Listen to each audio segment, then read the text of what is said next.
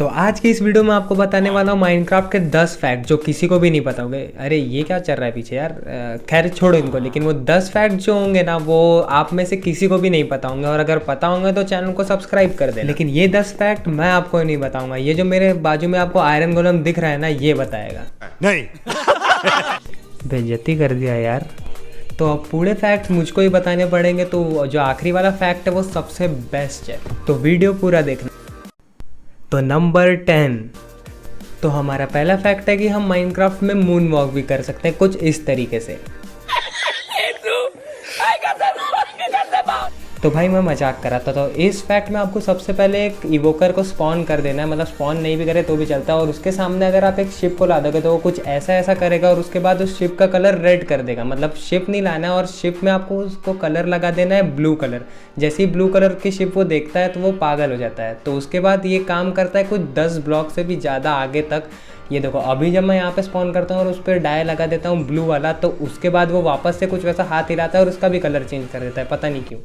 तो नंबर 9, तो ये फैक्ट आप में से 90% लोगों को नहीं पता होगा। तो आपको यहाँ पे एक फर्नेस रख देना है और उसके बाजू में रख देना है एक क्राफ्टिंग टेबल। मतलब ज़रूरी नहीं है कि आप कैसे भी रखना चाहो तो वैसे आप रख सकते हो। तो आपको ये दो चीज़ आपको वहाँ पे जाके स्मेल्ट करना है, तो इसको थोड़ा सा टाइम लगता है, तो मैं आगे का दिखा देता हूँ, जिससे आपको मिलता है कोरस फ्रूट। और उसके बाद अगर क्राफ्टिंग टेबल में आप इसको डाल दोगे, मतलब डालना नहीं है उसको, कुछ इस तरीके से ब्लेज रॉड के साथ रखना है, तो आपको यहाँ पे मिल जाएगा एंड रॉड, और इसको आप जो चाहो उसका कर सकते हो। ये मुझे पता है कि बहुत सारे लोगों को नहीं पता था, तो भाई ओपी लिख दो यार चैट में और सब्सक्राइब कर देना। तो नंबर 8, तो अभी तक आप माइनक्राफ्ट में घोड़े के ऊपर बैठ के सवारी करते होगे, लेकिन आप फ्लिक एम्पायर का वीडियो देखते हो। यार थोड़ा सा अपग्रेड हो जाओ। तो अब से हम लोग सुअर के ऊपर बैठ के राइडिंग करेंगे। तो इसको जब हम लोग बूस्ट के बटन को दबाते हैं तो ऐसी ऐसी गंदी आवाज़ निकाल के ये भागता है, और आप चाहो तो इसको कंट्रोल भी कर सकते हो, ये अपने कर्सर को घुमा घुमा के। ठीक है, यहाँ पे मैंने वापस से एक और बार बूस्ट दबाया तो कुछ देर के लिए भागता है। और यहाँ पे नंबर 7, तो अभी तक माइनक्राफ्ट में आपको लगता होगा कि ये भाई साहब भी हमको सिर्फ विदर हेड दे सकते हैं। तो ये देखो इनको जब मैं मारता हूँ तो ये भाई कुछ नहीं छोड़ते मरने के बाद। लेकिन जो ये भाई साहब है ये देखो, ये तो जलना चालू कर दिए। अरे भाई ये भाई दिमाग है इसके पास, लेकिन हमको इसके दिमाग से क्या लेने देना। ये मरने के बाद 95% आपको चांसेस है कि ये मरने के बाद आपको विदर स्कल देगा। मैंने 2 बार पता नहीं क्यों बोला। तो उसके लिए सबसे पहले आपको एक क्रीपर को चार्ज क्रीपर में कन्वर्ट करना है, और उसके बाद आपको उसको कर देना है इग्नाइट। तो ये फूटने के बाद यहाँ देखो, तो आपको बहुत सारी यहाँ पे आपको वो उसके हेड मिल जाएंगे, जिससे कि आप बना सकते हो विदर। और क्या बनाओगे? तो नंबर 6, तो ये फैक्ट तो मैं आपको गारंटी के साथ बता सकता हूँ कि आप में से बहुत सारे लोगों को ये बात नहीं पता होगी कि क्रीपर कैसे देखता है, एंडरमैन कैसे देखता है, या तो स्पाइडर कैसे होता है देखता है। तो मैं हूँ ना, मैं बताऊँगा आपको कि कैसा देखता है। तो ये देखो सबसे पहले क्रीपर को इस हाइट से वो भागता है, और इसी स्पीड में उसको इसी टाइप में सब कुछ दिखता है, ग्रीन ग्रीन। आप भी अगर सामने में आओगे तो उसको सिर्फ ग्रीन दिखेगा।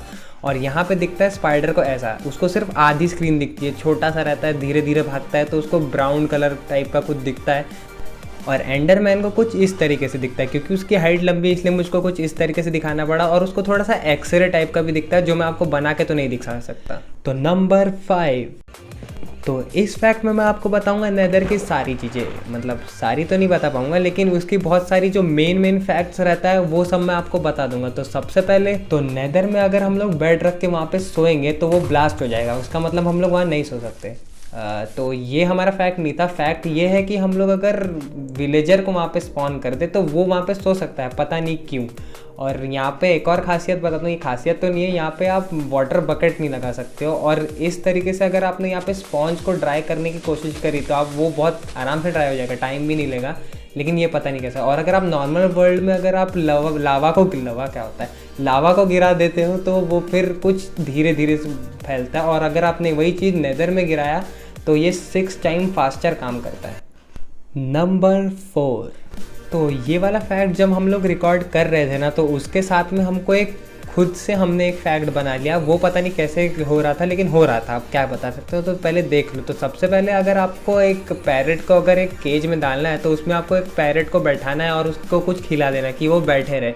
और फिर उसके पीछे में आपको लगा देना है ऐसे इस टाइप में ग्लास, और यहाँ पे लगा देना है पिस्टन। ठीक है, उल्टे साइड से, और उसके नीचे एक और ग्लास लगा देना है, और फिर उसके बाजू में आपको लगा देना रेडस्टोन इधर साइड में। और यहाँ देखो ये इस तरीके से ट्रैप हो जाएगा और ये कभी नहीं निकल सकता जब तक आप इसके नीचे का ब्लॉक ना। तो नंबर 4 में मैं आपको एक और फैक्ट बता देता हूँ कि अगर आपने जूक बॉक्स में आपने इसके सामने में गाना लगाया है इन लोग के सामने, तो ये लोग ऐसे ऐसे नाचते हैं, और ये वाली को तो देखो। और इन लोग के ऊपर एक और फैक्ट बता देता हूँ, अगर आप इनको खाना खिलाओगे तो ये लोग दिल निकालेंगे, और अगर आप इनको कुकी निकालोगे तो ये लोग सच में दिल निकाल देंगे, पता नहीं क्यों। ये देखो बाहर जाके ये भाग के मर जाती है। और उसके बाद आपको ये शायद ना पता हो कि पोलर बियर को आप अगर केक खिलाओ तो वो खाता है। और इसकी मैं बात कर रहा था, ये देखो ये पैरेट आता है और इसको धक्का देता है, पता नहीं कैसे। ये हम लोग जब रिकॉर्ड कर रहे तो ये सब खुद से हो रहा था, ये देखो वापस धक्का देता है और अभी फिर से धक्का देता है, पता नहीं कैसे 3-3 बार। उस छोटी सी चिड़िया में इतनी जान आई कहाँ से वो हमको भी नहीं पता।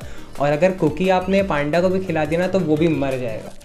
नंबर 3, तो क्या आपने अब कभी अपने माइनक्राफ्ट के वर्ल्ड में हॉगलिन को अपने नॉर्मल वर्ल्ड में स्पॉन किया है? तो अगर आप यहाँ पे ऐसे स्पॉन करोगे तो ये हॉगलिंग से जॉगलिंग बन जाएगा, और उसके बाद इसके सामने आपने जिसको भी ला दिया उसकी तो खैर नहीं। फिर ये देखो पिग को हमने स्पॉन किए तो उसको मार दिया, शिप को हमने स्पॉन किए उसको भी उसने 2 अटैक में मार दिया। और यहाँ पे आता है, तो यहाँ पे हमने रेवेंजर को स्पॉन कर दिया था। तो आप मुझे बताना कमेंट सेक्शन में कि इन दोनों में से कौन जीता होगा। तो ये देख लो कौन जीता है, लेकिन तो भी एक बार मुझे कमेंट सेक्शन में बता देना कि आपको क्या लगा था। और ये एक और फैक्ट है कि आपने इसके सामने अगर पुतला भी रख दिया तो ये तो भी मारता है, पता नहीं इसके अंदर क्या आ जाता है, लेकिन ये तो इसके अंदर घुस गए तो भी नहीं मरा। तो नंबर 2, तो आप लोग कभी भी अपने माइनक्राफ्ट की दुनिया में जब भी आप माइनिंग करने जाते हो तो वहाँ पे आप लेके जाते होगे टॉर्च को और कुछ इस तरीके से लगा देते होगे, क्योंकि आपको लगता है कि वो सबसे ज़्यादा लाइट है, लेकिन ऐसा नहीं है। अगर आप 4 सी पिकल को आप कुछ इस तरीके से लगाओगे तो ये कुछ ऐसा दिखेगा। और ये देखो कंपैरिजन, ठीक है। और अब देखो,